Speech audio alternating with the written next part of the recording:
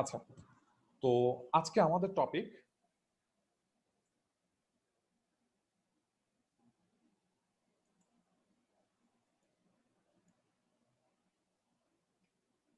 Capacitor. খেয়াল করে দেখো, আমরা লাস্ট ডেতে কথা বলেছিলাম রেজিস্টার নিয়ে। রেজিস্টার কি করেছিল? রেজিস্টারের কাজ ছিল হচ্ছে হিট ডিসিপেট করা, ঠিক আছে? যে এনার্জিটুকু দেওয়া সেই তার এনার্জিটুকুকে অ্যাবজর্ব করা। আমি যখন কোনো একটা ভোল্টেজ সোর্স দিলাম, একটা এনার্জি সোর্স দিলাম, রেজিস্টারের কাজ ছিল ওখান থেকে এনার্জিটাকে হিট হিসাবে রিলিজ করা, রাইট? তো আজকে আমরা পড়বো হচ্ছে ক্যাপাসিটর। আচ্ছা, ক্যাপাসিটর একটা হচ্ছে প্যাসিভ এলিমেন্ট। এটা সম্পর্কে যদি আমি বলতে চাই তাহলে আসবে হচ্ছে a capacitor is a passive element that stores energy in the form of an electric field. This field is the result of a separation of electric charge. The simplest capacitor consists of a pair of parallel conducting plates separated by a dielectric material as illustrated in the figure. আচ্ছা, আমরা ক্যাপাসিটরকে ধরতে পারি যে এটার মধ্যে energy store হয়। আচ্ছা, আগের দিন আমরা যেটা রেজিস্টার পড়েছিলাম সেখানে কি এনার্জি স্টোর হয়েছিল, এনার্জি ডিসিপেট করেছিল? এনার্জি ডিসিপেট করেছিল। তো আজকে আমরা ক্যাপাসিটর পড়ছি, এর মধ্যে ইলেকট্রিক্যাল এনার্জি স্টোর হচ্ছে। খুবই ইম্পর্টেন্ট একটা প্রপার্টি, খেয়াল করে দেখো, ইলেকট্রিক্যাল এনার্জি স্টোরেজ, ঠিক আছে? তো এইটার একটা কি অ্যাপ্লিকেশন, ব্রডার একটা অ্যাপ্লিকেশন আমাদের সামনে পড়বে, কিন্তু এটা ডেফিনেশন থেকে আমরা বুঝতে পারতেছি যে এটা একটা এনার্জি স্টোরেজ ডিভাইস। আচ্ছা, মেকানিক্যাল এনার্জি স্টোরেজ ডিভাইস কি হইতে পারে? একজন উত্তর দাও তো, যেটা মেকানিক্যাল এনার্জি স্টোর করে।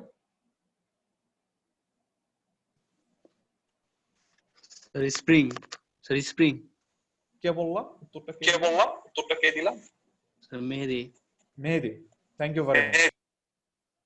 আচ্ছা, ধরো এটা কোয়েশ্চেনটা আমাদেরকে যখন ক্লাসে পড়ানো হয়েছিল, এটা আমাদেরকে ক্লাসে জিজ্ঞেস করা হয়েছিল এইভাবে যে ধরো তোমাদের ক্লাসে একটা দৈত্য আসছে, তার অনেক শক্তি, তুমি এখন তার কাছ থেকে তার এনার্জিটুকু কিছুটা নিতে চাও, ঠিক আছে? তো তুমি কিভাবে নিবা? মেকানিক্যাল একটা ডিভাইসের মাধ্যমে তোমার নিতে হবে। তখন মানে অ্যান্সারটা হয়েছিল এরকম, একটা স্প্রিং, তুমি যদি তাকে একটা বড় একটা স্প্রিং দাও, সে ওটাকে কি করবো, কম্প্রেস করে তোমাকে দিল, তাহলে তার একটা এনার্জি তুমি পেয়ে গেলা, ঠিক আছে? উত্তরটা ছিল এরকম। এনিওয়েজ, তো ক্যাপাসিটরের বিষয়টা যখন আসছে, খেয়াল করে রাখো, ক্যাপাসিটর হচ্ছে ইলেকট্রিক্যাল এনার্জি স্টোর করছে। এখানে আরেকটি ইম্পর্টেন্ট ফ্যাক্ট হচ্ছে in the form of electric field. এখানে সে ইলেকট্রিক্যাল এনার্জিটা স্টোর করছে ইলেকট্রিক ফিল্ড হিসাবে। This field is the result of a separation of electric charge. কি বলা হচ্ছে? ইলেকট্রিক চার্জের সেপারেশনের কারণে। এই সেপারেশনটা আমি কিভাবে করতে পারি? খেয়াল করে দেখো, এই যে ফিগারটা দেখছো, এই ফিগারে আমি উপরে হচ্ছে এটা নেগেটিভ পোলের সাথে কানেক্ট করেছি এবং নিচে এটা একটা পজিটিভ পোলের সাথে কানেক্ট করেছি। তো এই যে আমি নেগেটিভ পোল আর পজিটিভ পোলটা কানেক্ট করার পর এই দুইটা প্লেট, মানে উপরের প্লেট এবং নিচের প্লেট, উপরের প্লেটের মধ্যে ইলেকট্রন এসে জমা হলো এবং নিচের প্লেটে কি হলো, যে ইলেকট্রন গুলা যে জমা হলো, এখানে কি ইলেকট্রনের ঘাটতি তৈরি হলো। তার মানে কি এখানে হচ্ছে পজিটিভ চার্জ তৈরি হলো। এবং এই যে দুইটা প্লেট, এই দুইটা প্লেট হচ্ছে সেপারেটেড, একটা মিডিয়াম দ্বারা সেপারেটেড, একটা মিডিয়াম দ্বারা সেপারেটেড। আচ্ছা, তো এই যে মিডিয়াম মাঝখানে এবং দুইটা চার্জ প্লেট, এই এই কনস্ট্রাকশনটা তৈরি করে আমাদের ক্যাপাসিটর, ঠিক আছে? তো ক্যাপাসিটরের কাজটা কি? ক্যাপাসিটরের কাজটা হচ্ছে কি, ইলেকট্রিক্যাল এনার্জি স্টোর করা। কি ফর্মে? ইলেকট্রিক ফিল্ড, এই ফর্মে। আচ্ছা, এবার দেখো, এই যে আমি মাঝখানে বললাম ফাঁকা জায়গা, এই ফাঁকা জায়গাটার ইম্পর্টেন্সটা কি? এই ফাঁকা জায়গায় তুমি যদি কোনো একটা ম্যাটেরিয়াল দাও, ফাঁকা জায়গাটার মধ্যে তুমি যে ম্যাটেরিয়ালটা দিবা ওটাকে বলা হয় ডাইইলেকট্রিক ম্যাটেরিয়াল। এই ডাইইলেকট্রিক ম্যাটেরিয়াল কি হইতে পারে? এয়ারও হইতে পারে, বা তুমি নির্দিষ্ট কোনো ওয়াক্সও হইতে পারে। তো যাই হোক, তো তুমি যেই ডাইইলেকট্রিক ম্যাটেরিয়ালটাই দাও না কেন, তার উদ্দেশ্য থাকে ক্যাপাসিটেন্সটা বাড়ানো, ঠিক আছে? ক্যাপাসিটেন্সটা বাড়ানো। তো কি বলা হচ্ছে? the dielectric material is an insulator that increases the capacitance as a result of permanent or induced electric dipoles in the material. এর মধ্যে যে ইলেকট্রিক ডাইপোল গুলো আছে ওই ডাইপোল গুলাকে কি করে সে ইনডিউস করে, ঠিক আছে? কিসের জন্য? ক্যাপাসিটেন্সটা বাড়ানোর জন্য। Uses of capacitor include filtering and smoothing voltage signals. আচ্ছা, আমরা যেরকম হচ্ছে মাইক্রোফোনে যখন আমি কথা বলছি এর মধ্যে কিন্তু অনেক নয়েজও যাওয়ার কথা, কিন্তু তোমরা কিন্তু ওই নয়েজটা পাচ্ছ না। খেয়াল করে দেখেছো? কিন্তু আগের দিনে তোমরা যখন কোনো একটা মাইক শুনতা, ঠিক আছে, মাইকের আওয়াজ, তখন কি ওর মধ্যে নয়েজ থাকতো না? কিন্তু এখনকার কোনো একটা মাইক্রোফোনে কি এই নয়েজ গুলা পাও? এই নয়েজ গুলো তোমরা পাও না, কারণ হচ্ছে এর মধ্যে ফিল্টারিং হয়। এই স্মুদিং ভোল্টেজটা যে তোমরা পাচ্ছ, এই ভোল্টেজটার কারণ হচ্ছে এর মধ্যে ক্যাপাসিটর ইউজ করা হয়েছে। সো ক্যাপাসিটর কি করে? ফিল্টারের কাজটা করে। Creating delays in timing circuits. যখন কোনো একটা টাইমিং সার্কিট দিবা তখন সে এটাতে ডিলে তৈরি করে। ডিলেটা হয় হচ্ছে গিয়ে, এটা কেন হয় আমি তোমাদেরকে এটার ইকুয়েশন যখন পড়াবো তখন আমি তোমাদেরকে এটা দেখাবো। And storing charge and energy for later use. আচ্ছা, এই জায়গাটাতে আমি একটু আসি। স্টোরিং চার্জ, এটা তো চার্জ স্টোর করছে। তো এটা হচ্ছে, যেহেতু চার্জ স্টোর করতেছে তো এটাকে আমি কি করতে পারি? ব্যাটারির মতো কাজে লাগাতে পারি। কিন্তু আসলে কি সেটা সম্ভব? ব্যাটারি এবং ক্যাপাসিটর, আমরা কি বলতে পারি ব্যাটারি একটা কাইন্ড অফ ক্যাপাসিটর? ক্যাপাসিটর এবং ব্যাটারির মধ্যে পার্থক্য কি? কেউ কি বলতে পারবা? What is the difference between capacitor and battery?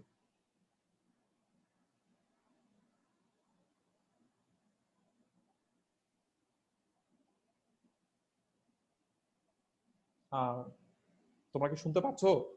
কেউ কি পারবা এটা অ্যান্সার করতে?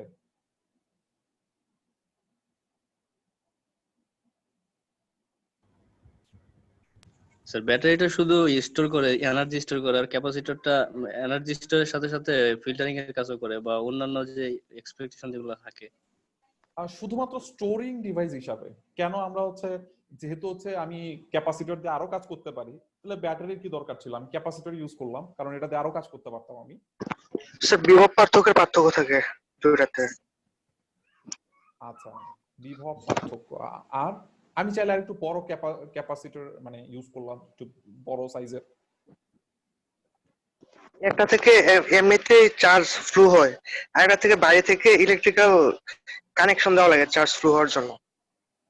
আচ্ছা, প্রথমত হচ্ছে ব্যাটারিটা ইলেকট্রিক্যাল এনার্জি স্টোর করতেছে আসলে কি ইলেকট্রিক ফিল্ড হিসাবে নাকি কেমিক্যাল এনার্জি হিসাবে?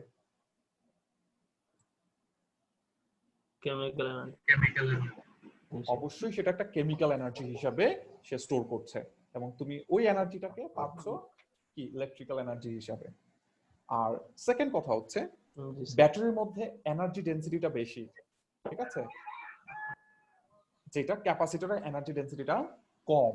তুমি ব্যাটারির মতো করে পাবা না, ঠিক আছে? যেমন তুমি একটা ব্যাটারি তুমি লং টাইম তুমি একটা কিছু কোন একটা ডিভাইস ইউজ করতে পারো, ঠিক আছে, বাট কিন্তু একটা ক্যাপাসিটর তুমি এরকম লং টাইম ইউজ করতে পারবা না। যেমন একটা রিমোটের ব্যাটারি তোমরা কয়দিন পর ইউজ এটা চেঞ্জ করো?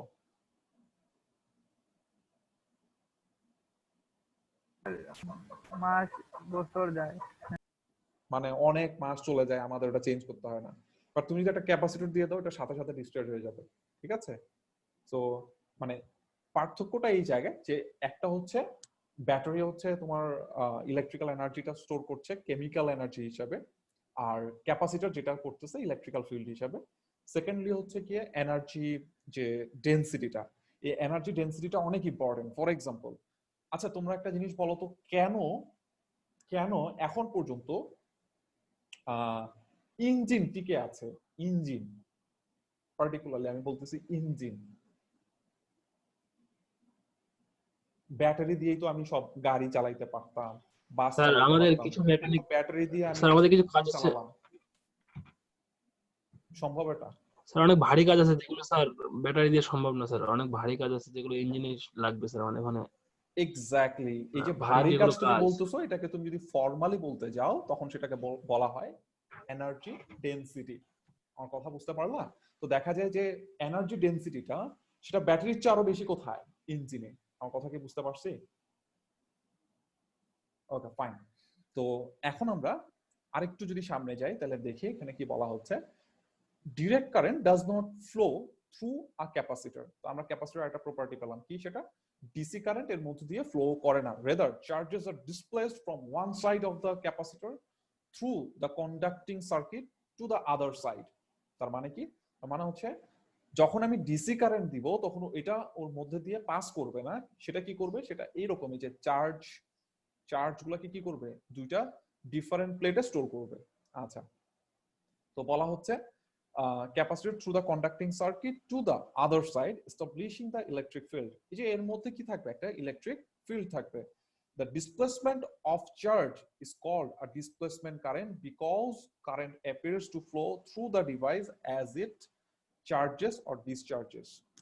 আচ্ছা, তার মানে হচ্ছে এই যে এর মধ্যে যে ডিসপ্লেসমেন্ট অফ চার্জ, এই চার্জটা কি তৈরি করবে, একটা ডিসপ্লেসমেন্ট কারেন্ট তৈরি করবে। ওই যে ডিসপ্লেসমেন্ট চার্জের মুভমেন্ট মানে কি, সেখানে কারেন্ট আছে, ওই কারেন্টটাকে আমি কি বলবো, ডিসপ্লেসমেন্ট কারেন্ট বলবো।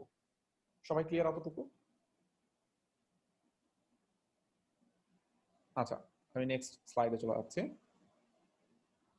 খেয়াল করে দেখো ক্যাপাসিটর মানে, আচ্ছা এই জায়গাতে আমি একটু কথাটা বলে রাখি এখানে, যে তুমি যে কোনো প্যাসিভ এলিমেন্টের যে ম্যাথমেটিক্যাল রিলেশনশিপটা ডেভেলপ করবা, ইলেকট্রিক্যালে সেটা করতে হয় কি, ম্যাক্সিমাম জায়গায় তুমি দেখবা ভোল্টেজ কারেন্ট রিলেশনশিপটা নিয়ে আসে। এই জন্য তুমি দেখবা যে তুমি এর আগে যে রেজিস্টার শিখেছো ওখানেও কি একটা ভোল্টেজ কারেন্ট রিলেশনশিপ ছিল, এখনো সেটা চলে আসছে। খেয়াল করে দেখো এখানে ভোল্টেজ কারেন্ট রিলেশনশিপটা কিভাবে ডিফাইন করা হয়েছে, VT is equals to 1/c 0 থেকে t পর্যন্ত definite integral of I of tau d tau। হ্যাঁ, টাউটা আসলে কি, টাউটা এখানে আসলে একটা, এটাকে বলা হয় যে ডামি ভেরিয়েবল। কারণ কি, কারণ আমি ইন্টিগ্রেশন করার পরে টাউ এর জায়গাটা কি টি দিয়ে রিপ্লেস হবে না, সবাইকে বুঝতে পারতেছো? তো এই টাউটা আসলে কি দিয়ে রিপ্লেস হবে, টি দিয়ে রিপ্লেস হবে। তার মানে এটার আসলে তেমন কোনো ভ্যালুই নেই, এটা আসলে তুমি ফাইনালি সেটাকে তুমি আসলে কি মানে তুমি এখান থেকে আসলে চার্জের একটা এক্সপ্রেশন পাবা, কি অফ টি পাবা। তার মানে সেটা টাইমের একটা ফাংশন, সেটা টাও আসবে না। তো যেহেতু আসবে না, ওইটাকে আমি বলবো ডামি ভেরিয়েবল। ঠিক আছে, আচ্ছা ফাইন। তো এইটা একটা ইন্টিগ্রাল, তুমি খেয়াল করে দেখো এখানে হচ্ছে ভোল্টেজটাকে আমি কিভাবে পাচ্ছি, যে একটা ইন্টিগ্রেশন করতেছি, এটা আসলে একটা টাইম মানে এটা আমি ইন্টিগ্রেট করে আসলে একটা টাইমের একটা ফাংশন পাবো। তো খেয়াল করে দেখো যখন তুমি ইন্টিগ্রেট করলা তখন তুমি কি পাচ্ছ, আসলে তুমি একটা নির্দিষ্ট সময়ের জন্য একটা ভোল্টেজ পাচ্ছ। ঠিক আছে, এই যে নির্দিষ্ট সময়, তোমাকে নির্দিষ্ট সময় পাস করতে হবে, এটা নট দ্যাট ইনস্ট্যান্ট। যেমন তোমরা যখন ভ্যালোসিটি নাও, ভ্যালোসিটি সমান সমান কি আসে, ds dt। ভ্যালোসিটিটা কি, যে কোনো পয়েন্টে ইনস্ট্যান্ট তুমি বের করতে পারবা যে এখন কত কিলোমিটার পার আওয়ারে চলতেছো, 100 কিলোমিটার পার আওয়ার।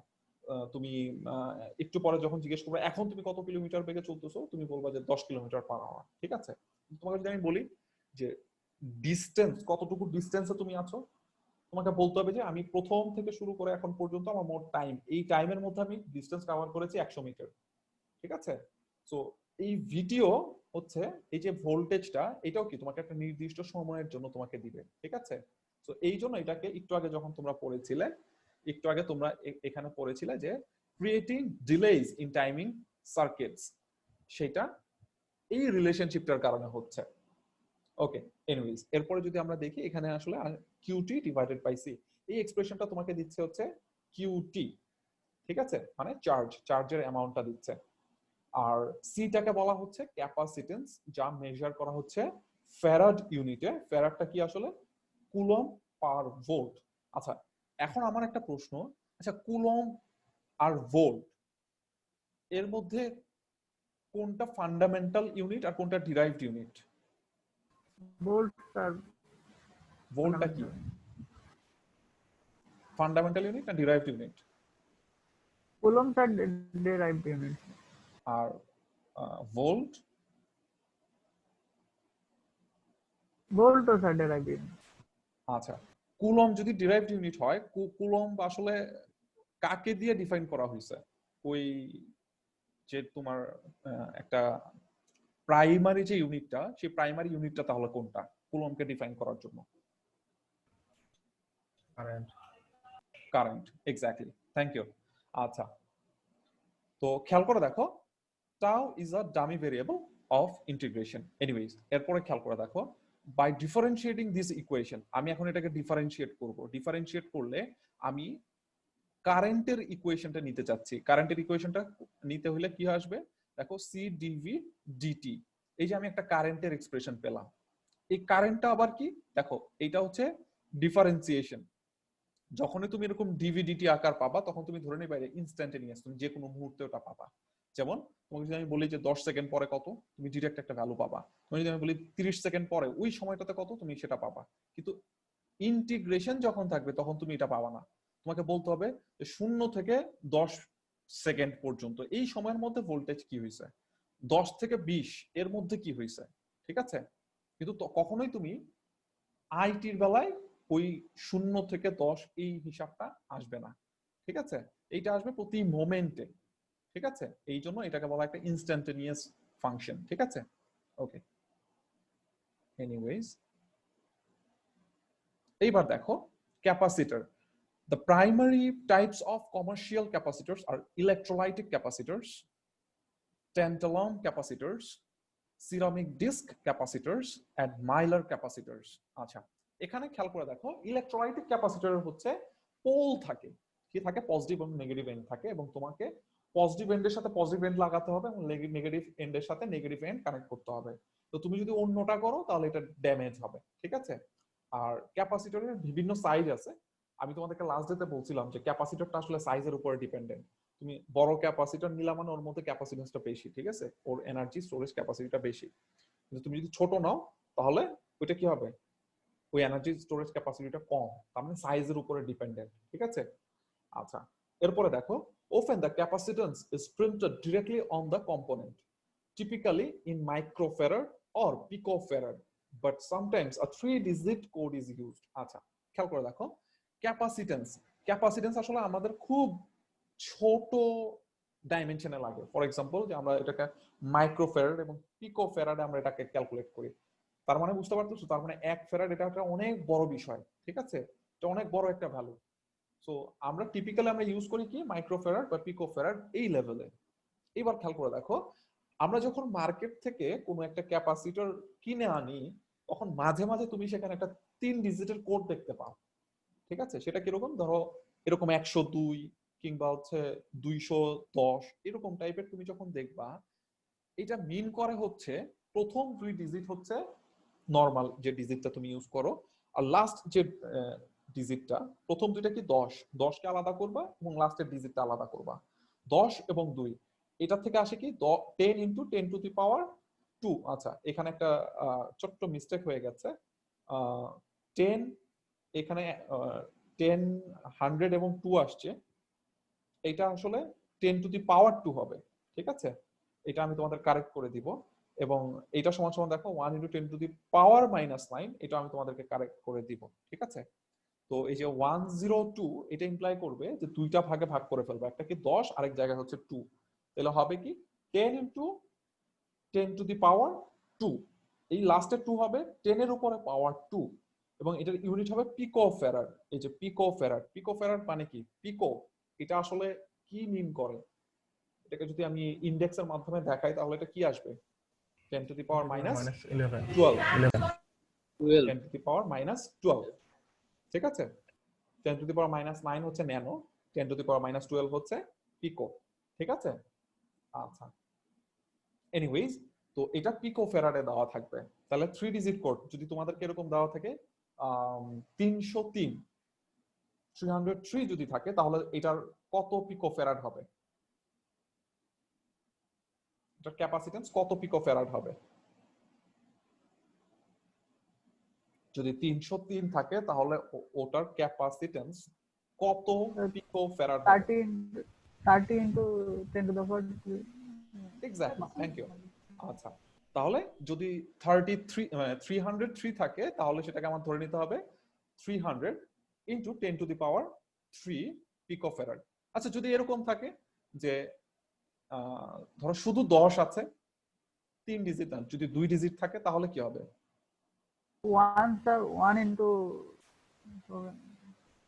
তখন হবে সেটা তোমার লাস্টের পাওয়ারের পার্টটুকু দেওয়াই নেই, তার মানে ওটা নাই, তার মানে ওটা 10 পিকোফ্যারাড, ঠিক আছে।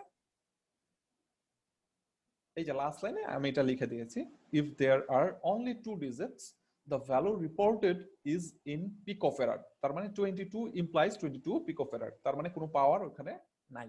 ঠিক আছে, সো এইবার হচ্ছে আমাদের ক্যাপাসিটরের পার্টটুকু আমরা শেষ করলাম। বাই দ্য ওয়ে, ক্যাপাসিটরের পার্টটুকুর মধ্যে ইম্পর্টেন্ট কি কি? ইম্পর্টেন্ট হচ্ছে তোমাদেরকে এই ইকুয়েশন গুলো মনে রাখতে হবে। ঠিক আছে, এই ভোল্টেজ কারেন্ট রিলেশনশিপটা মনে রাখতে হবে। এই ভোল্টেজ কিভাবে রিপ্রেজেন্ট করে, আবার কারেন্ট কিভাবে রিপ্রেজেন্ট করে, এই দুইটাই তোমাদের লাগবে। ঠিক আছে, এই দুইটা তোমরা মনে রাখবা। ক্যাপাসিটরের ভোল্টেজ এবং কারেন্ট তুমি কিভাবে ডিটারমিন করবা, এটা হচ্ছে তার ওয়ে।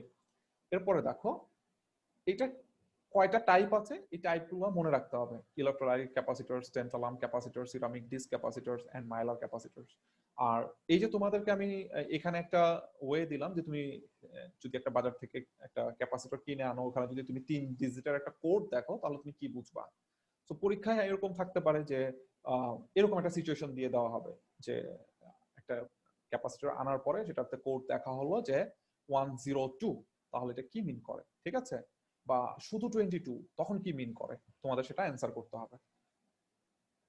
সো এখান থেকে আর কিছু, আচ্ছা তোমাদের এখানে একটা ভিডিও আমি দিয়ে রেখেছি, ইউটিউবে একটা ভিডিও লিংক দিয়ে রেখেছি, তোমরা এই ভিডিওটা একটু দেখবে। ঠিক আছে, এই ভিডিওটা আউট অফ দ্য বক্স হয়তো তোমাদেরকে কিছু হেল্প করতে পারে। ঠিক আছে, যে জিনিসটা ভিজুয়ালাইজ করলে আসলে কেমন হয়। ওকে, এইবার আসো হচ্ছে আমাদের আরেকটা ইম্পর্টেন্ট প্যাসিভ এলিমেন্ট, সেটা হচ্ছে ইন্ডাক্টর। কি বলা হচ্ছে? Inductor is a passive energy storage element that stores energy in the form of a magnetic field. আচ্ছা, একটু আগে এনার্জি স্টোরেজটা ছিল হচ্ছে in the form of electric field, আর ইন্ডাক্টরের কাজটা কি? ইন্ডাক্টরের কাজ হচ্ছে সে এনার্জি স্টোর করবে in the form of magnetic field. আচ্ছা, the simplest form of an inductor is a wire coil. আচ্ছা, তুমি একটা মানে ওয়্যারের কয়েল নিলে সেটা হচ্ছে একটা ইন্ডাক্টরের মতো কাজ করবে, which has a tendency to maintain a magnetic field once established. তুমি যখন এর মধ্যে দিয়ে কারেন্ট পাস করবা, তখন এর মধ্যে একটা ম্যাগনেটিক ফিল্ড তৈরি হবে, সেটাকে সে মেইনটেইন করার চেষ্টা করবে। You will not see discrete inductor components used much in this book. আচ্ছা, মানে বুক কথাটা আসছে কারণ হচ্ছে আমি এটা তোমাদের বই থেকে ডিরেক্টলি এটা নিয়ে এসেছি, এটা বুক হবে না, এটা এই জায়গাটা একটু কারেকশন হবে, আমি তোমাদেরকে এটা কারেক্ট করে দিব। But they are important in some filter, radio tuning and power circuits. Regardless, understanding inductance is very important because many mechatronic system components include relays, solenoids, transformers and motors contain coils which have inductance. Anyways, তোমরা যখন কোনো একটা motor দেখছো, যখন transformer দেখছো, এই সব জায়গায় ইন্ডাক্টরটা ইউজ করা হচ্ছে। ইন্ডাক্টরের কাজ হচ্ছে এটাকে আসলে ম্যাগনেটিক ফিল্ডটাকে ব্যবহার করা। ঠিক আছে, যে একটা যখনই কোনো একটা চার্জ মুভ করে, সেখানে একটা ইলেকট্রিক ফিল্ডের পাশাপাশি একটা ম্যাগনেটিক ফিল্ড থাকে। ওই ম্যাগনেটিক ফিল্ডেরও কি আছে? এনার্জি আছে, যে এনার্জিটুকু আমাদের কাজে লাগাতে হয়। সো যখন আমরা ওই ম্যাগনেটিক এনার্জিটাকে কাজে লাগাই, তখন আমাকে ইন্ডাক্টর ব্যবহার করতে হয়। ঠিক আছে, তো ইন্ডাক্টর এর যে ক্যারেক্টারিস্টিক্স, সেটা হচ্ছে ওর মধ্যে ফ্লাক্স, ম্যাগনেটিক ফ্লাক্স জেনারেট করবে।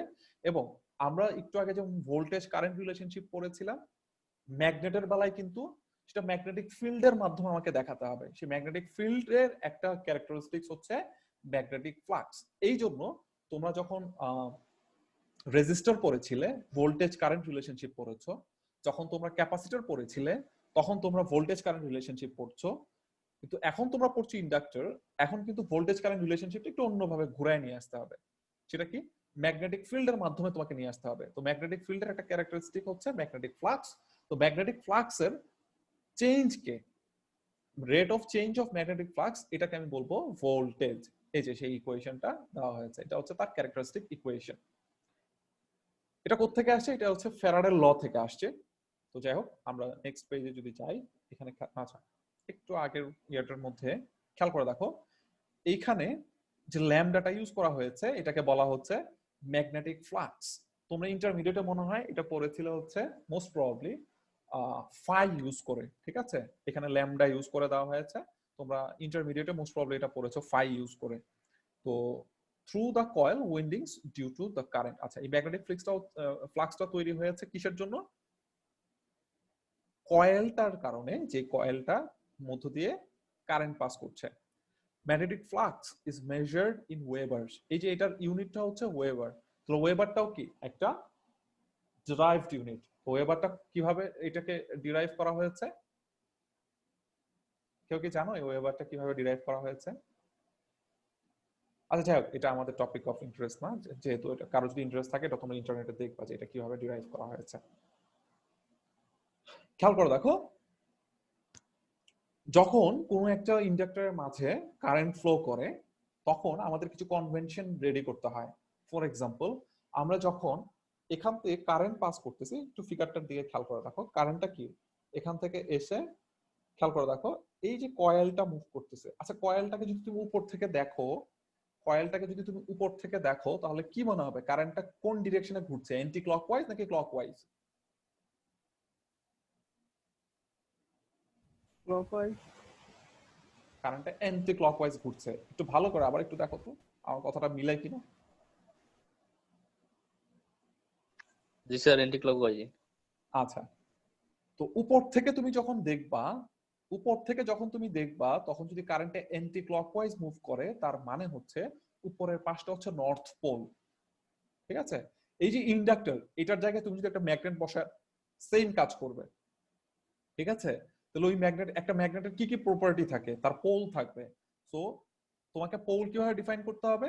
তুমি যদি উপর দিকে তাকাও, উপর থেকে যদি দেখো কারেন্টটা যদি অ্যান্টি ক্লকওয়াইজ ঘোরে তাহলে উপরের পার্টটা হচ্ছে নর্থ পোল। তাহলে কারেন্টটা উপরের দিক থেকে তুমি যদি তাকাও তাহলে দেখা যাচ্ছে এটা হচ্ছে অ্যান্টি ক্লকওয়াইজ ঘুরছে, তার মানে উপরের পোরশনটা অবশ্যই নর্থ পোল। তো তোমাদের বইতে যেটুক দেওয়া, আমি সেটুক যদি একটু বলি, একটু ইজি করে দেওয়া তোমাদের বইতে, এটা একটু ইজি করে দেওয়া। কিভাবে, কিরকম? যে আমি যদি এটাকে রাইট হ্যান্ড ধরি, যে আমার রাইট হ্যান্ড রুলটা যদি আমি ইউজ করি, তাহলে দেখো আমি কারেন্টের ডিরেকশনটাকে আমি আমার থাম্ব ছাড়া বাকি 4টা আঙ্গুল দিয়ে সেই জায়গাটাকে আমি ডিরেক্ট করলাম, এবং আমার থাম্বটা যেদিকে পয়েন্ট করবে সেটা হচ্ছে নর্থ পোল। ঠিক আছে? এটাকে বলা রাইট হ্যান্ড রুল। তুমি রাইট হ্যান্ড রুল দিয়েও তুমি নর্থ পোল বের করতে পারো। তো যেটা নর্থ পোল তার অপোজিটটাই কি হবে? অবশ্যই সাউথ পোল। তার মানে তুমি এখান থেকে ইন্ডাক্টরের কি পেলা? তুমি হচ্ছে একটা ক্যারেক্টার পেলা, যেটা কি এটার পোল দুইটা কিভাবে বের করতে হয়। আচ্ছা, এবার খেয়াল করে দেখো এই যে ম্যাগনেটিক ফ্লাক্স একটু আগে বললাম, এই ম্যাগনেটিক ফ্লাক্স কি দেখা যায়?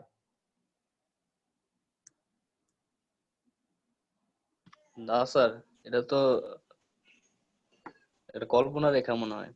এটা একটা কল্পনা রেখা। আচ্ছা, এই কল্পনা রেখাটা আসছে কিভাবে? একটা মানুষ কল্পনা করলো, এটাকে কেন কল্পনা করতে হলো এই জিনিসটা? এটা কি বাস্তবে নাই? এর ইফেক্টটা বোঝা যায়। আচ্ছা, এটার ইফেক্টটা তুমি যদি বুঝতে চাও, মানে এই জিনিসটা যে আছে এটা কিভাবে বুঝবো, এটা কি তোমরা জানো? অন্য একটা বস্তু নিয়ে আসলেই তো। আরেকটা স্যার, যদি আমি সলিনয়েড নিয়ে আসি স্যার, মানে ইলেকট্রিক মানে কয়েল যদি নিয়ে বুঝলো আসি স্যার, কিভাবে যে মধ্যে এই যে লাইনটা যে এরকম, এটা কি আসলে কাল্পনিক নাকি এটা বাস্তবে এক্সিস্ট করে? এই যে এই লাইনটা, স্যার ওই যে লোহার আমার কি মন চাইলে এটা আমি গুঁড়ো করতে দিয়ে পারবো? স্যার, এরকম ধরো আমার মন চাইছে আমি আরেকটা এরকম বিশাল বড় আরেকটা, মানে এটা কি জাস্ট একটা আঁকা কি হইলো? বিষয়টা কি এরকম? স্যার এটা সায়েন্সের মধ্যে এই জিনিসটা আসলে কি বলবো, ইচ্ছা হলো ড্রয়িং করবো, এরকম কিছু না, এটা একটা মিনিং আছে। তোমাদের কাছে কি মনে হয়? মানে আমার ওই কোয়েশ্চেনটা ক্লাস হচ্ছে আমি 9 চাইলেই কি আরো কয়েকটা এরকম লাইন বের করতে পারবো? স্যার এটার এরিয়া হবে স্যার ওই কারেন্ট ফ্লো যতটুকু হবে এর উপর ডিপেন্ড করবে। না না, আমি ওটা কারেন্ট বলছি ফ্লো না। যদি আমি বেশি হয় বলতেছি, তাহলে এরিয়া বেশি হবে। হ্যাঁ, আমি আমি ওইটা জিজ্ঞেস করি না, আমি জিজ্ঞেস করেছি যে এই যে লাইনটা যে আঁকা হইলো এটার কি কোনো ফিজিক্যাল ইন্টারপ্রেটেড, মানে ফিজিক্যাল কোনো ভাবে এটাকে ডিফাইন করা যায় কিনা, যে এটার কি আসলে কোনো অস্তিত্ব আছে নাকি আমি এমনি আঁকলাম এটা যে বোঝানোর জন্য এটার ভিতর দিয়ে ম্যাগনেটিক এটা ফ্লাক্স তো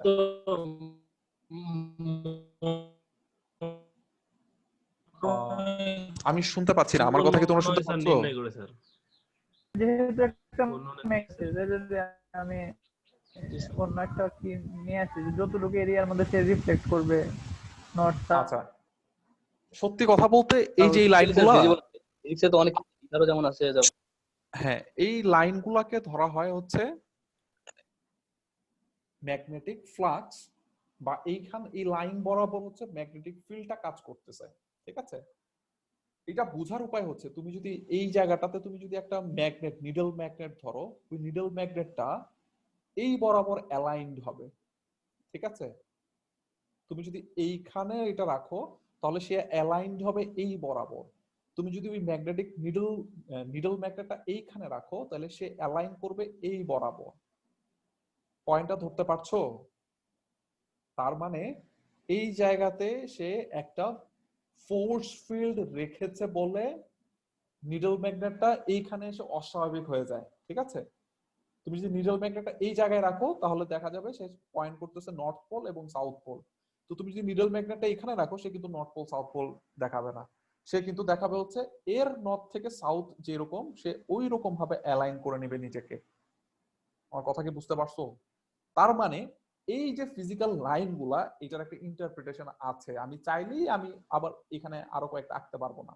ঠিক আছে, তো সেটা আঁকার জন্য আমার একটা ডেটা দরকার। তো এনিওয়েজ, তো এই যে তোমার ম্যাগনেটিক ফ্লাক্স, এই ফ্লাক্সটা কার উপরে ডিপেন্ডেন্ট? তুমি যত বেশি কারেন্ট দিবা তত বেশি তোমার কি হবে? এই ম্যাগনেটিক ফ্লাক্স জেনারেট হবে। ঠিক আছে, আর কোনো কিছুর উপর এটা ডিপেন্ড করে না। এই জন্য lambda is proportional to I, যে প্রপোর্শনালিটি কনস্ট্যান্ট হচ্ছে এল বা ইন্ডাকটেন্স, যা মেজার করা হয় হেনরিতে। ইউনিটটা কি? হেনরি, ওয়েবার পার অ্যাম্পিয়ার ইউনিটে। এনিওয়ে, আমি যদি এই ল্যামডার ভ্যালু এল আই আগের ইকুয়েশনে বসাই, খেয়াল করে দেখো এখানে যদি আমি এল আই বসাই, এলটা কনস্ট্যান্ট, তাহলে সেটা কি হবে? এই ডিফারেন্সিয়াল অপারেটর থেকে সেটা কি বাইরে হয়ে চলে আসবে না? তাহলে থাকবে কি? এল ডিআই ডিটি। এটা হচ্ছে আমি কিসে এক্সপ্রেস করলাম? ভোল্টেজ এবং কারেন্ট রিলেশনশিপে এক্সপ্রেস করলাম। ঠিক আছে, আমি কিন্তু এটা ইনডিরেক্টলি নিয়ে আসছি। আমি মাঝখানে একটা ম্যাগনেটিক ফ্লাক্স, ওই ম্যাগনেটিক ফ্লাক্সকে আমি পরে কারেন্টের মাধ্যমে ডিফাইন করেছি, তারপরে আমি সেটা লাস্টে ভোল্টেজ এবং কারেন্ট রিলেশনশিপটাকে নিয়ে আসছি। কারণ কি? কারণ হচ্ছে আমাদের ব্যবহার হয় এই ভোল্টেজ এবং কারেন্ট। ঠিক আছে, আমরা ডিরেক্টলি যে জিনিসটা মেজার করতেছি সেটা হচ্ছে ভোল্টেজ এবং কারেন্ট। এই জিনিসটা আমাদের দরকার, এটাকে আমি কন্ট্রোল করতেছি। আমাদের হাতে ভোল্টেজ সোর্স এবং কারেন্ট সোর্সকে কন্ট্রোল করার মতো এলিমেন্টস থাকে। ঠিক আছে, তো ওটাকে স্যার কন্ট্রোল এখানে করে নির্ভর করে না কিছু? N phi is equal to L I তো পড়ছিলাম মনে হয়। আচ্ছা, ওই যে তুমি বললা যে কয়েল, ঠিক আছে, সেই কয়েলের নাম্বারটা আমরা এখানে ইনক্লুড করিনি। কারণ কি? কারণ হচ্ছে খেয়াল করে দেখো, আমি নির্দিষ্ট ইন্ডাক্টরের জন্য আমি ইকুয়েশনটা বের করেছি। ঠিক আছে, এখন এটার যদি আমি এই নির্দিষ্ট ইন্ডাক্টর চেঞ্জ করে আমি আরেকটা ইন্ডাক্টর বসাই, তখন ওর যে ইন্ডাকটেন্স এল, এই এলটা চেঞ্জ হবে। ঠিক আছে, আই কি চেঞ্জ হবে? না স্যার, কারেন্ট তো সেম ফ্লো হচ্ছে।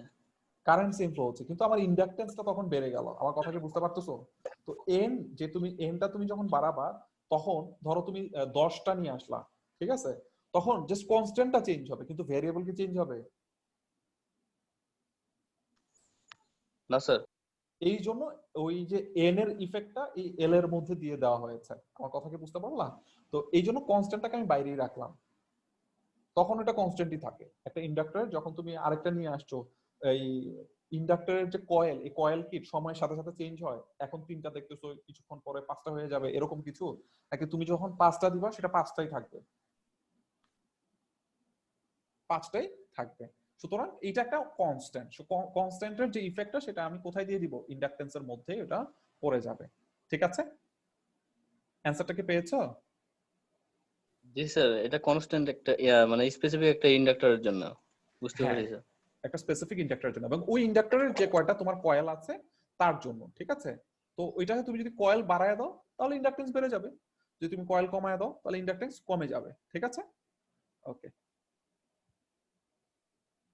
এবার দেখো, বলা হচ্ছে যে the magnitude of the voltage across the inductor is proportional to the rate of change of current through the inductor। একটু আগে আমরা যে রিলেশনশিপটা পড়লাম, খেয়াল করে দেখো, যে ভোল্টেজটা তৈরি হবে অ্যাক্রস দ্য ইন্ডাক্টর, এই যে ইন্ডাক্টরের অ্যাক্রসে যে ভোল্টেজটা তৈরি হবে, এই যে আমরা এখানে দেখো ভি দেখতেছি, উপরে প্লাস দেখছি, নিচে মাইনাস দেখছি, কারেন্টটা এইদিকে যাওয়ার ফলে। এখন তুমি দেখো ভিটি ইকুয়ালস টু বলতেছে এল ডি আই ডিটি। এখন হচ্ছে রেট অফ চেঞ্জ, এই রেট অফ চেঞ্জ কি হতে পারে? ধরো কারেন্ট বাড়তেছে, তাহলে রেট অফ চেঞ্জটা কি, পজিটিভ না নেগেটিভ? কারেন্ট বাড়ছে, তাহলে রেট অফ চেঞ্জ কি পজিটিভ না নেগেটিভ? পজিটিভ হবে স্যার। পজিটিভ। যদি পজিটিভ হয় তাহলে এই ফিগারটা ট্রু, যে উপরে প্লাস নিচে মাইনাস। যদি রেট অফ কারেন্ট, তার মানে কারেন্টটা যদি কমে, তাহলে কিন্তু উল্টা হয়ে যাবে, তখন প্লাস নিচে হবে, মাইনাসটা উপরে হবে। এই কথাটা বলা হয়েছে এই প্যারাটাতে। কি বলা হয়েছে? যে if the current through the inductor is increasing, the voltage polarity is as শোন ইন ফিগার 2।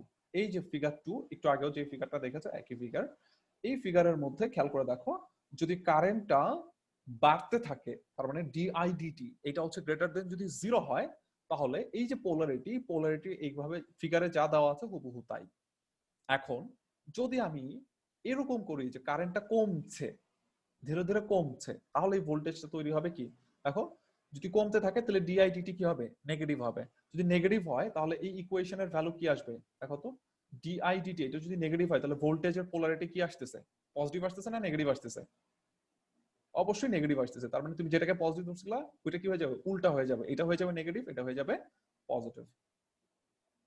আচ্ছা, এরপরে ফাইনালি তুমি ভোল্টেজের একটা এক্সপ্রেশন পেলা, তাহলে অবশ্যই সেখানে কি আছে, কারেন্টের একটা এক্সপ্রেশন আছে। তাহলে কারেন্টের এক্সপ্রেশনটা কিভাবে আসতেছে, কারেন্টের এক্সপ্রেশনটা আসতেছে ইন্টিগ্রেট করলে সেই আমি কারেন্টের এক্সপ্রেশনটা পেয়ে যাব। ঠিক আছে, যেখানে আগের মতোই টাউটাকে ধরা হয়েছে একটা ডামি ভেরিয়েবল। সবাই একটু ক্লিয়ার?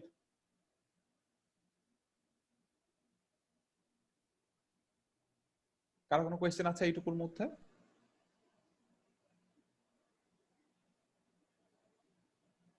আমি নেক্সট স্লাইডে চলে যাচ্ছি। তো ইন্ডাক্টরের রেঞ্জ সম্পর্কে, যে তুমি আসলে বাজারে গিয়ে বললা যে আমাকে 100 হেনরি একটা ইন্ডাক্টর দেন, ঠিক আছে, আসলে জিনিসটা কতটা ফিজিবল এই জিনিসটা বোঝানোর জন্য আমি তোমাদেরকে এই লাস্টের এই জিনিসটা তোমাদের বই থেকে নিয়ে আসলাম। বলা হচ্ছে যে একটা ইন্ডাক্টরের টিপিক্যাল যে রেঞ্জটা থাকে সার্কিটে যেসব ইউজ করা হয় সেটা হচ্ছে 1 মাইক্রো হেনরি থেকে, ধরো হচ্ছে এটাকে কি বলবো,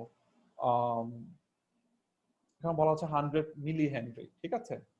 তো এই যে 100 মিলি হেনরি আর 1 মাইক্রো হেনরি, এটাও কি আগের মতোই, যে আমরা যখন ক্যাপাসিটর পড়েছি তার মধ্যে একটা ছোট ইউনিট, এটা ইউনিটও কি ছোট। Inductance is important to consider in motors. একটা মোটরের মধ্যে তোমাকে ইন্ডাক্টরের বিষয়টা নিয়ে আসতে হবে, একটা রিলের মধ্যে ইন্ডাক্টরের বিষয় নিয়ে আসতে হবে। সোজা কথা, যেখানেই তোমার ম্যাগনেটিক ফিল্ড ইউজ করা হবে ওখানেই ইন্ডাক্টরের কাজটা তোমাকে বুঝতে হবে, ঠিক আছে।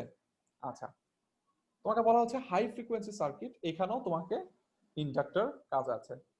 Although some manufacturers have coding systems for inductors, there is no standard method.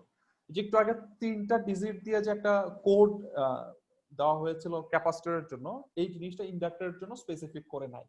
এক একটা ম্যানুফ্যাকচারার এক একটা হয়তো ইউজ করে থাকে, যেটার কোনো স্ট্যান্ডার্ড নাই, ঠিক আছে।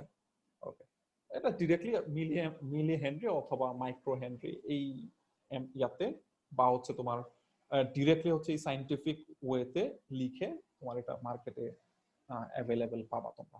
এনিওয়েজ, তো এই হচ্ছে তোমাদের ইন্ডাক্টরের উপর লেকচার। তো এরপরে যেটা তোমাদেরকে পড়াবো সেটা হচ্ছে তোমাদের খুবই পরিচিত বিষয়, কারশফস ভোল্টেজ ল এবং কারশফস কারেন্ট ল, কেভিএল এবং কেসিএল। এই দুইটাই ইলেকট্রিক্যালের মানে লাস্ট দুইটা টপিক আমি পড়াবো, জাস্ট বেসিকটার জন্য, আর কোনো কারণ নেই। এরপর থেকে আমরা আসলে মেকাট্রনিক্স আর একদম কোরে ঢুকে যাব। আসলে মেকাট্রনিক্স থেকে তোমরা কি পড়বে সেটা নেক্সট ডেতে চলে আসবে ইনশাআল্লাহ। তো ইলেকট্রিক্যালের এই পার্টটা তোমরা সবাই পড়ে আসছো, তারপর আমি জাস্ট হচ্ছে এটা স্টেটমেন্টটা দিব এবং এটার উপরে তোমাদের একটা অ্যাসাইনমেন্ট থাকবে, যে তোমরা কারশফস ভোল্টেজ ল এবং কারশফের কারেন্ট ল এইটার ইলাবোরেটলি, যেটার ডেসক্রিপশন প্লাস একটা এক্সাম্পল তোমরা এটা সাবমিট করবা, ঠিক আছে। কি থাকবে, কারশফস ভোল্টেজ ল, এটা ইলাবোরেট কোন একটা সার্কিটের মাধ্যমে তোমরা সেটা ডেসক্রাইব করবা, ঠিক আছে। কারশফের কারেন্ট ল, ওইটাও কি করবা, ডেসক্রাইব করবা, প্লাস এই দুইটা মিলায় একটা হচ্ছে প্রবলেম করে নিয়ে আসবা, যেটার মধ্যে অ্যাটলিস্ট দুইটা লুপ থাকবে, ঠিক আছে। সিঙ্গেল লুপ না, অ্যাটলিস্ট দুইটা লুপ থাকবে, এরকম একটা প্রবলেম তোমাদের রেডি করতে হবে। এটা তোমাদের অ্যাসাইনমেন্ট হিসাবে থাকবে। তোমাদেরকে কি আমি কোনো অ্যাসাইনমেন্ট দিয়েছি? না স্যার, এখনো দেন নাই। আচ্ছা, এই অ্যাসাইনমেন্টটা তোমাদের থাকবে এবং এটা তোমাদের একটা বোনাস অ্যাসাইনমেন্ট, ঠিক আছে? এটা তোমাদের একটা ফুল সিটি মার্কস হিসাবে কাউন্ট হবে, ঠিক আছে? এবং এটার কি কি আছে এবং তোমাদের যে কয়টা তোমাদের এখানে সাবমিট করবা তার থেকে একটা প্রশ্ন আমি তোমাদেরকে দিব, ঠিক আছে? আমি তোমাদেরকে একটা প্রশ্ন তোমাদেরকে আমি দিব। এটা কোথায় দিব? ক্লাস টেস্টে হইতে পারে, তোমাদের টার্ম টেস্টে হইতে পারে। তোমরা সবাই সাবমিট করবা কেভিএল এবং কেসিএল এর উপরে, এবং কারোটা যাতে না মিলে, ঠিক আছে? যে তোমারটার সাথে আরেকজনেরটা মিলে গেল এরকম যাতে না হয়। তোমরা সবাই একটা করে প্রবলেম সাবমিট করবা। ওই প্রবলেমটা ভোল্টেজ ল দিয়ে করবা। এরপরে মানে ওর মধ্যে ভোল্টেজ ল এবং কারেন্ট ল দুইটাই থাকতে হবে এবং ওর মধ্যে মিনিমাম দুইটা লুপ থাকতে হবে। এরকম একটা প্রবলেম তোমরা সাবমিট করবা, ঠিক আছে? এবং ওই অ্যাসাইনমেন্টের মার্ক থাকবে একটা ফুল ক্লাস টেস্টের মার্কের সমান। এবং তোমাদের অ্যাসাইনমেন্ট থেকে আমি একটা প্রশ্ন তোমাদের টার্ম টেস্ট অথবা ক্লাস টেস্টে দিব, ঠিক আছে? সো এনিওয়েজ, কারশফস ভোল্টেজ ল কি বলতেছে? The some of voltages around a closed loop or path is 0। আচ্ছা, তো একটা লুপের মধ্যে, একটা সার্কিটের লুপের মধ্যে তুমি যদি সবগুলা প্যাসিভ এলিমেন্ট প্লাস হচ্ছে ভোল্টেজ সোর্স, সবগুলা সোর্সে তুমি যদি ভোল্টেজ গুলাকে সাম আপ করো, তাহলে ওই লুপের মধ্যে ভোল্টেজের সামটা হবে, অ্যালজেব্রাইক সামটা হবে 0, ঠিক আছে? এখানে খেয়াল করতে হবে লুপটা ক্লোজ থাকতে হবে, ঠিক আছে? বলা হয়েছে যে the loops can go through open circuits, মানে কোন একটা সুইচ থাকলে কি ওই জায়গাটা কি ওপেন থাকতে পারে না? তো তুমি যখন ওটাকে অ্যানালাইজ করবা তখন ওইটাকেও লুপ হিসাবে কাউন্ট করতে পারবা, ঠিক আছে? তো এটা হচ্ছে কারশফের ভোল্টেজ ল। এবার আসো কারশফের কারেন্ট ল কি বলছে। কেসিএল, এখানে কি কেভিএল হয়ে আছে নাকি কেসিএল? কেভিএল। আচ্ছা, এটাকেও চেঞ্জ করতে হবে, এটা কেসিএল হবে। আচ্ছা, the sum of the currents flowing into a closed surface or node is 0। যে কোনো একটা নোডের মধ্যে কারেন্টের সাম হবে 0, ঠিক আছে? সো আমি শুধু তোমাদেরকে স্টেটমেন্টটা দিলাম। এই দুইটা ল এর ইলাবোরেশনটা তোমরা সাবমিট করবা, পারবা তোমরা?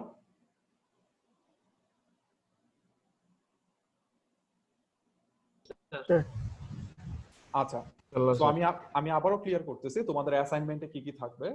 অ্যাসাইনমেন্টে থাকবে হচ্ছে কারশফের ভোল্টেজ ল।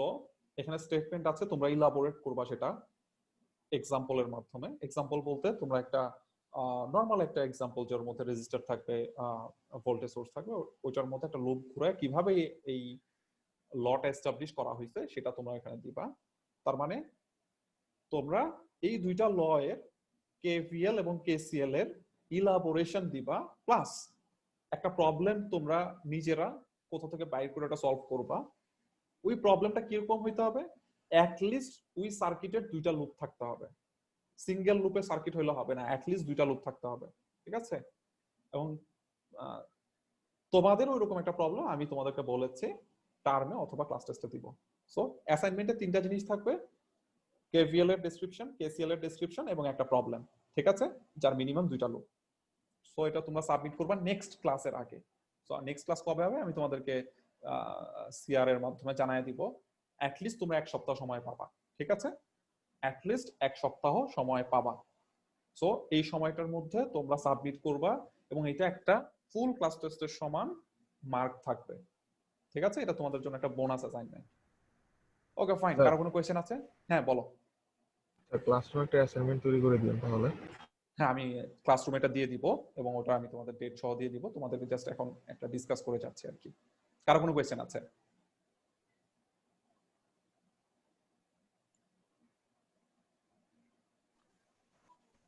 আচ্ছা, স্যার গত ক্লাসের ভিডিওটা দিলে ভালো হয় স্যার। আচ্ছা, ঠিক আছে, আমি এটা রেকর্ডিংটা আমি আজকে ইনশাআল্লাহ আপ করে দিব, ঠিক আছে? সেকেন্ড ক্লাসের মানে মাঝখানে ক্লাসটা। আচ্ছা।